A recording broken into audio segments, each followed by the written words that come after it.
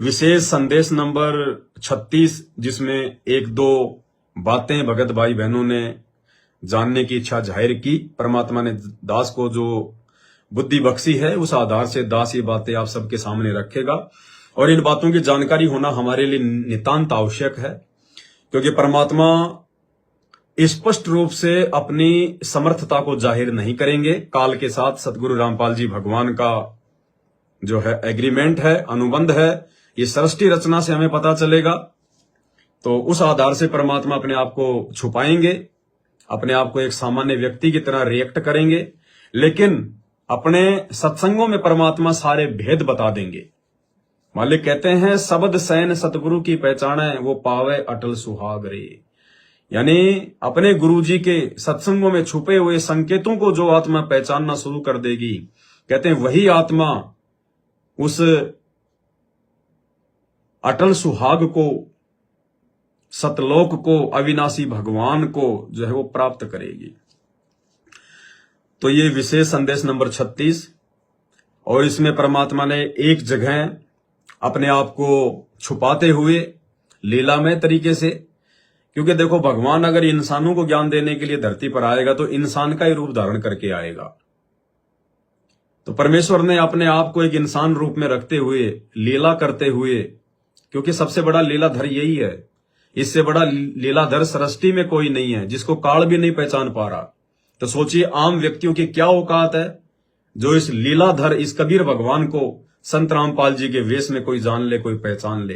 ये तो जिस पर अपनी रजा बख्शे, जिस पर अपनी मेहर बख्शे, वही आत्मा अपने सतगुरु के रूप में उस भगवान को पहचान सकती है। तो ये रजा मालिक ने साथ संगत वालों पे बख्शी। तो गुरुदेव इसी आधार से अपने आप को छुपाते हुए, और परमेश्वर ने जो एक लीला की है सांसारिक माता पिता की, भगत नंदराम जी उनके पिता थे, और भगतमती इंद्रोदासी उनकी जो है मल की माता जी थी।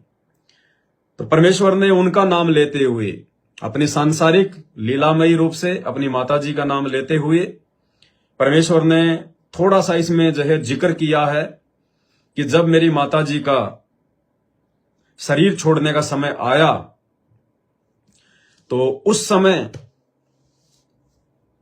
बाकी जो परिवार के जो सदस्य थे, जो उनकी सिस्टर वगैरह थी, वो रोने लग गए और कहने लगे कि माता जी आप अभी सतलोक मत जाओ, हमारी सेवा छिन जाएगी। रोने लग गई। तो माता जी ने कहा, अरे रोने की बात थोड़ी है, रो मत, ये तो खुशी की बात है, सेवा तो और मिल जाएगी परमात्मा के आशीर्वाद से। फिर गुरुदेव ने कहा कि मेरी माता जी ने मेरे से बात की, और मैंने कहा कि मां बिल्कुल चिंता मत करना, अब की बार सीधा सतलोक छोड़ के आऊंगा तेरे को, सीधा सतलोक में। ये ऑडियो है थोड़ी सी 1 मिनट की, 1-1.5 मिनट की, परम पूज्य सतगुरु रामपाल जी परमेश्वर जी के मुख कमल से आप सुनिए। उसके बाद हम सभी भगत भाई बहन इसके ऊपर चर्चा करेंगे। बहुत गहरा इसमें रहस्य है, बहुत गहरा राज है, और यही हमने समझना है, क्योंकि संत रामपाल जी ने हमें धर्मशास्त्रों का सार निकाल कर दे दिया, धर्मशास्त्रों का निष्कर्ष निकाल कर दे दिया। संत रामपाल जी की जिम्मेदारी, उनकी ड्यूटी केवल धर्मशास्त्रों का सार निकाल कर देने की थी। गीता, कुरान, पुराण, बाइबल, तौरेत, जबूर, इंजिल, हदीसें, गुरु ग्रंथ साहिब, सदग्रंथ साहिब, और भी दुनिया भर के जितने भी ये पुराण हैं, सबका निष्कर्ष उन्होंने निकाल कर दे दिया। अब संत रामपाल जी के सत्संगों का निष्कर्ष स्वयं संत रामपाल जी नहीं निकालेंगे, उनके सत्संगों का निष्कर्ष हम भगत आत्माएं निकाल सकें, इसके लिए उन्होंने हमारे को ये तत्व ज्ञान दिया है, धर्मशास्त्रों के गूढ़ रहस्य बताए हैं, संकेतों को जो है कैसे समझा जाता है, वो विधि परमात्मा ने हमें बताई है। क्योंकि हम कोयल के बच्चे हैं, और कोयल जो आवाज बोलेगी, कोयल का बच्चा भी वही आवाज बोलेगा। तो संत रामपाल जी की जिम्मेदारी केवल धर्मशास्त्रों का सार निकालकर अपने भगत समाज को देने की थी, वो उन्होंने दे दी। अब संत रामपाल जी के सत्संगों का सार तो हम भगतात्माओं ने निकालना पड़ेगा। परमात्मा यही तो हमारी परीक्षा लेगा कि आपने क्या समझा। फिर 28-30 साल से आपको इतना समझाया जा रहा है, इतने सत्संग किए जा रहे हैं, आप लोगों को पारखू बना दिया गया है, आप लोगों को ज्ञानी बना दिया है, मास्टर बना दिया भक्ति का। तो आप लोगों ने क्या समझा अपने गुरु को, अपने गुरु जी के वचनों को, अपने गुरु जी के संकेतों को? तो ये सत्संगों का सार तो भाई और बहनों आप और हमने निकालना पड़ेगा, और आप और हमारी भी औकात नहीं है यदि गुरुदेव अपना आशीर्वाद ना दें तो, क्योंकि ये तत्वदर्शी संत है, और तत्वदर्शी संत के सत्संग तत्व ज्ञान युक्त होते हैं, कोड वर्ड में होते हैं, संकेतों में होते हैं। तो उनको समझना आम भगत की बस की बात नहीं है। जिस पर परमात्मा रजा बख्शे वही आत्मा उनके संकेतों को समझ पाएंगी और आगे भगत भाई बहनों के साथ बैठकर साथ संगति के माध्यम से समझा पाएंगी। तो क्या कह रहे हैं गुरुदेव भगवान, क्या संकेत छुपा है इस 1.5 मिनट के ऑडियो में? आप और हम भगत भाई बहनों के लिए क्या एक संदेशा है, पहले आप सुनिए परमात्मा के मुख कमल से। बच्चों, ज्ञान का बहुत प्रभाव होता है। मेरी माता जी शरीर की मौत वृद्ध हो गई थी, और जब अंतिम सांस आए, उनका समय आया, ने बोली भाई गुरुजी मैंने साथ लेकर जाइए, छोड़ कर आइए। तेरी माता जी से मैंने कहा माँ चिंता ना करिए, तेरे साथ चलूंगा और भगवान के दरबार में छोड़ कर आऊंगा तेरे। क्या कह रहे हैं परमात्मा कि मेरी शरीर की माता जी। भाई और बहनों, ये कोई छोटा शब्द नहीं है जो परमेश्वर ने बताया है। जब सतगुरु रामपाल जी भगवान का शरीर ही नहीं है, जब हम इनको स्वयंभू कहते हैं, परमात्मा कहते हैं, यदि हमने इनको सतगुरु कह दिया एक बार, क्योंकि सतगुरु तो पूरी सृष्टि में केवल एक ही होता है, और सतगुरु के विषय में परमात्मा की जो अमर वाणी है वो क्या कहती है? ना सतगुरु जननी जने जाके माना बाप, पिंड ब्रह्मंड से रहित है ना वहां तीनों ताप। यह सतगुरु शब्द की परिभाषा है। यदि वास्तव में आपको लगता है कि संत रामपाल जी वर्तमान में पूरे विश्व में एकमात्र सतगुरु हैं, तो भाई और बहनों आपको यह भी विश्वास करना पड़ेगा, ये मानना पड़ेगा, दूसरा कोई ऑप्शन नहीं है, कि सतगुरु की भूमिका केवल कबीर परमात्मा स्वयं ही कर सकता है। सतगुरु मतलब सच्चा ज्ञान देने वाला, सृष्टि रचना बताने वाला, सत्य कहने वाला, और यह काम सतगुरु के अलावा, कबीर परमेश्वर के अलावा 21 ब्रह्मांड में दूसरा कोई भी प्राणी नहीं कर सकता। तो सतगुरु यानी स्वयं परमात्मा, कबीर भगवान। और फिर सतगुरु की परिभाषा में वाणी क्या कहती है? ना सतगुरु जननी जने, कि जो सतगुरु होगा उसको इस दुनिया की कोई भी जननी जन्म देने में समर्थ नहीं हो सकती। ना सतगुरु जननी जने, यानी सतगुरु कभी किसी जननी से जन्म नहीं लेता, मां के गर्भ से जन्म लेके नहीं आता। ना सतगुरु जननी जने जाके माना बाप, जो जन्म ही नहीं लेगा तो उसके माता पिता कहां से होंगे? और पिंड ब्रह्मंड से रहित है। पिंड यानी शरीर, यानी वो परमात्मा शरीर से रहित है, वो विदेही होता है, देही से अलग होता है। उस सतगुरु का आप और हमारी तरह ये हाड़ मांस का शरीर नहीं होता। वो केवल एक दिखावे में आप और हमारी ये चरम दृष्टि को धोखा देते हुए वो परमेश्वर नूरी शरीर से धरती पर प्रकट होते हैं। अपने तेज पुंज के शरीर को हल्का करके परमात्मा धरती पर आते हैं, अवतरित होते हैं, वो प्रकट होते हैं। ये सतगुरु की परिभाषा है। तो आपने इस बात को मानना पड़ेगा, इस सतगुरु शब्द की परिभाषा को अपने हृदय में जमाना पड़ेगा, भाई बैठाना पड़ेगा, कि यदि मैं सतगुरु रामपाल जी को सतगुरु कहता हूं, सतगुरु कहकर उनके नाम का जयकारा लगाता हूं कि सतगुरु रामपाल जी भगवान की जय, सतगुरु रामपाल जी भगवान की जय, तो भाई और बहनों हमने फिर सतगुरु शब्द को भी पहचानना पड़ेगा कि ना सतगुरु जननी जने और जाके माना बाप, पिंड ब्रह्मंड से रहित है ना वहां तीनों ताप। और फिर क्या कहते हैं परमात्मा, परमेश्वर क्या कहते हैं? हाड़ चाम लहू ना मेरे, कोई जाने सतनाम उपासी, तारण तरण अभय पद दाता, मैं हूं कबीर अविनाशी। परमेश्वर कहते हैं कि हाड़ चाम का शरीर नहीं है मेरा। अगर हाड़ चाम का शरीर हुआ तो फिर मैं भी तुम्हारे जैसा इंसान हुआ। और इस बात का पता भाई और बहनों, जो भगत होंगे, जो अच्छी आत्माएं होंगी, जो मोक्ष के अधिकारी होंगे, उन आत्माओं को तो वर्तमान में ही मालूम पड़ जाएगा, ज्ञान से मालूम पड़ जाएगा, गुरुदेव के विशेष आशीर्वाद से मालूम पड़ जाएगा। और बाकी दुनिया को जब परमेश्वर अपनी लीला समाप्त करके इस पृथ्वी लोक से सतलोक के लिए गमन करेंगे, सशरीर गमन करेंगे, जैसे 650 साल पहले परमात्मा ने मगहर से 2 राजाओं के बीच, लाखों की सेना के बीच से पंडित और मुल्ला काजियों की उपस्थिति में सतलोक के लिए सशरीर गमन किया था। ऊपर जाकर कहा परमात्मा ने, उठाओ चद्दर, मुर्दा नहीं है अंदर। तब लोगों की आंखें खुली कि भाई जिस जुलाहे को, जिस कबीर को हम धानक मान रहे थे, अपने जैसा एक इंसान मान रहे थे, भाई ये तो भगवान है, ये तो परमात्मा है। क्योंकि जब उन्होंने चद्दर उठाई तो वहां तो फूल ही फूल थे। परमात्मा की तरफ लोगों ने देखा तो मालिक तो ऊपर दिखाई दिए, तेजों में शरीर में ऊपर जा रहे हैं अपने लोग को। मालिक ने सबको अपनी शक्ति से दिव्य दृष्टि दे दी, परमात्मा को सब देख रहे हैं नूरी रूप में। फिर सब रोए वहां पे, आंसू भर भर के रोए वहां पे, हे भगवान हम तो मौका चूक गए, हे परमात्मा बहुत बड़ा हमारे तो धोखा लग गया। हम तो ये दुनिया वालों के चक्कर में आके परमात्मा, आपको परमात्मा नहीं मान पाए, आपको भगवान नहीं मान पाए। फिर क्या है, फिर पछताए क्या होए जब चिड़िया चुग गई खेत। तो भाई और बहनों, सेम टू सेम यही लीला। दास तो ये कहता है कि इससे भी बड़ी लीला, इससे भी बढ़कर लीला परमात्मा वर्तमान में दिखाएंगे।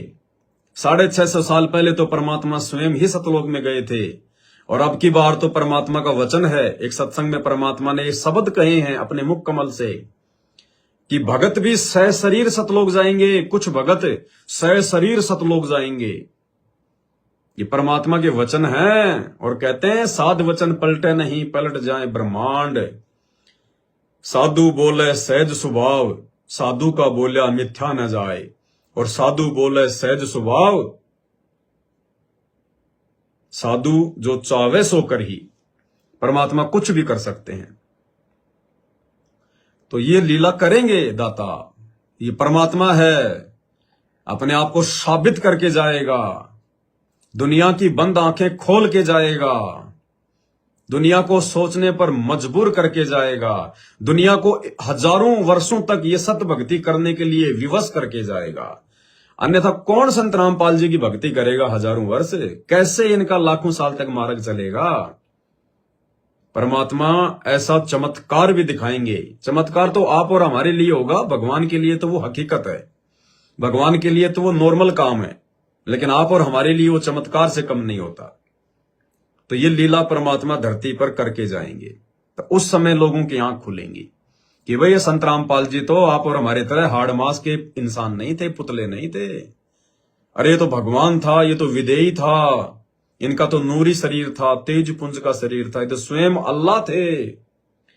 रोएंगे सिर पर हाथ रख रख के हिंदू मुसलमान सिख ईसाई।